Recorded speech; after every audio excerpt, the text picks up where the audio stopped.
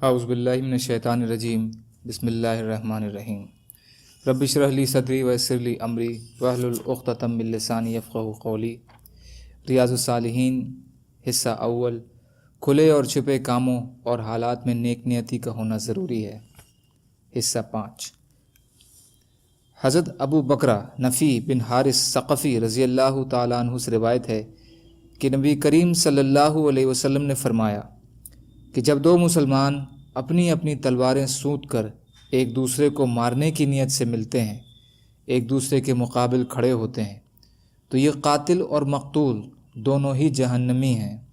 میں نے پوچھا یا رسول اللہ، قاتل کا جہنمی ہونا تو سمجھ میں آتا ہے، مقتول جہنمی کیوں ہوگا؟ آپ صلی اللہ علیہ وسلم نے فرمایا، اس لیے کہ وہ بھی اپنے ساتھی یعنی دوسرے مسلمان کے قتل کا حریص تھا۔ بخاری اور مسلم شریف کی حدیث۔ فائدہ، اس سے یہ معلوم ہوا کہ اس گناہ کے ارادے پر انسان اللہ کے غضب کا حقدار ہوگا جس کا اپنے اپنے دل میں پکا فیصلہ کیا ہوگا، اور اس کو کرنے کے لیے سامان بھی مہیا کیے ہوں گے۔ وہ اس میں کسی رکاوٹ کی وجہ سے کامیاب نہ ہو، یہ الگ بات ہے۔ اس لیے ارادہ وسوسے سے مختلف ہے۔ وسوسہ معاف ہے، جبکہ عزم یعنی پختہ ارادہ پکڑ کا باعث ہے۔ حدیث میں جو چیتاونی ہے اس کا مطلب آپس میں لڑنے والے مسلمان اس وقت ہوں گے جب وہ دنیاوی سوابھیمان اور پکشپات کی بنا پر لڑ رہے ہوں گے، کوئی شرعی معاملہ ان کے لڑنے کی بنیاد نہ ہو، کیونکہ اس صورت میں ممکن ہے کہ دونوں ہی کا اپنا اپنا اجتہاد ہو جس میں وہ اللہ کے نزدیک مجبور سمجھے جائیں گے۔ حضرت ابو ہریرہ رضی اللہ تعالیٰ عنہ سے روایت ہے کہ رسول اللہ صلی اللہ علیہ وسلم نے فرمایا، آدمی کی جماعت کے ساتھ پڑھی ہوئی نماز اس نماز سے کچھ اوپر 20 درجے زیادہ افضل رکھتی ہے جو وہ اپنے بازار یا گھر میں پڑھتا ہے، اس لیے کہ جب کوئی انسان اچھے طریقے سے وضو کرتا ہے پھر نماز کے ارادے سے مسجد میں آتا ہے، اسے نماز ہی مسجد کی طرف لے جاتی ہے، تو ایسے انسان کے ہر قدم کے بدلے 1 درجہ بلند اور 1 گناہ معاف ہوتا ہے، یہاں تک کہ وہ مسجد میں داخل ہو جاتا ہے۔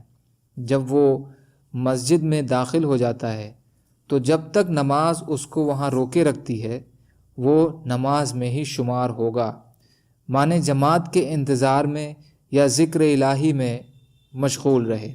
جب تک مسجد میں رہے گا وہ اللہ کے یہاں نماز کی حالت میں سمجھا جائے گا، اور فرشتے تمہارے ایک آدمی کے بارے میں رحمت کی دعا کرتے رہتے ہیں جب تک وہ اپنی اس مجلس میں بیٹھا رہے جس نے اس نے نماز پڑھی ہے۔ فرشتے کہتے ہیں، اے اللہ اس پر رحم فرما، اے اللہ اس کو بخش دے، اے اللہ اس پر رجوع فرما۔ یہ دعائیں اس کے حق میں اس وقت تک جاری رہتی ہیں جب تک وہ کسی کو نقصان نہ پہنچائے، جب تک بے وضو نہ ہو۔ متفق علیہ شبد صحیح مسلم کے ہیں اور اس کے معنی ہیں اس کو نکالتی ہیں اور اٹھاتی ہیں۔